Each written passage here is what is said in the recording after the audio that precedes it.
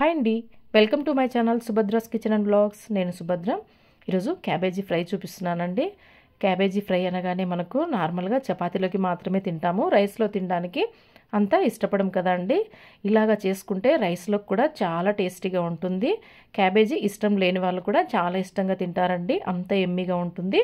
So నేను ఈ cabbage fry కోసం ముందుగా పాన్ పెట్టి ఆయిల్ వేసి, ఆయిల్ వేడైన తర్వాత కొంచెం జీలకర్ర, సన్నగా కట్ చేసి పెట్టుకున్నటువంటి ఆనియన్, పచ్చిమిర్చి, అలాగే కొంచెం కరివేపాకు యాడ్ చేసి ఆనియన్ కలర్ చేంజ్ అయ్యేంత వరకు దీన్ని బాగా మగ్గించుకోవాలండి. వన్స్ ఆనియన్ ఇలాగా కలర్ మారిన తర్వాత ఇప్పుడు ఇందులో కొంచెం పసుపు, అలాగే కారము, చిటికెడు గరం మసాలా యాడ్ చేసుకొని దీన్ని కూడా మరొకసారి బాగా మిక్స్ చేసుకోవాలి. వీటిని 1 నిమిషం పాటు అలాగా వేంపుకొని ఇప్పుడు ఇందులో 3 స్పూన్ల శనగపిండి యాడ్ చేసుకోవాలండి. మీకు ఇక్కడ శనగపిండి లేకుంటే పుట్నాల పప్పు పౌడర్ కూడా యాడ్ చేసుకోవచ్చండి. దీన్ని యాడ్ చేయడం వల్ల మనకు క్యాబేజీ ఫ్రై అనేది చాలా టేస్టీగా ఉంటుందండి. సో శనగపిండి యాడ్ చేసిన తర్వాత ఒక 2 నిమిషాలు ఇలాగా వేంపుకొని ఇప్పుడు మనం సన్నగా కట్ చేసి పెట్టుకున్నటువంటి క్యాబేజీని యాడ్ చేసుకోవాలండి. క్యాబేజీ కంపల్సరీ సన్నగా పొడుగ్గా కట్ చేసుకుంటే మనకు ఆయిల్లో తొందరగా మగ్గిపోతుందండి.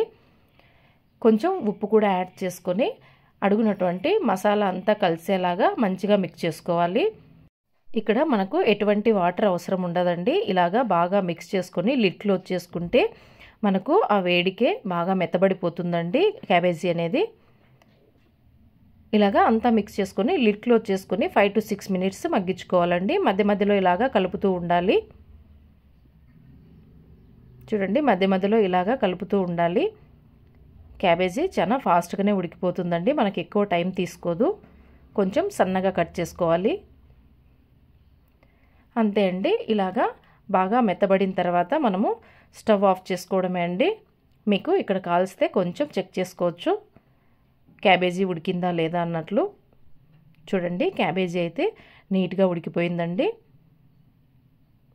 అంతే, మనము దీన్ని ఫైనల్గా స్టవ్ ఆఫ్ చేసుకొని కొంచెం కొత్తిమీర యాడ్ చేసుకోవాలండి.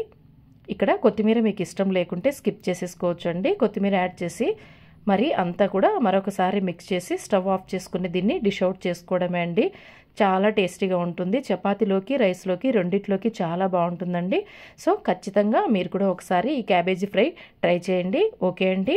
మరి ఈ వీడియో మీకు నచ్చినట్లయితే please like, share and subscribe my channel. Thanks for watching.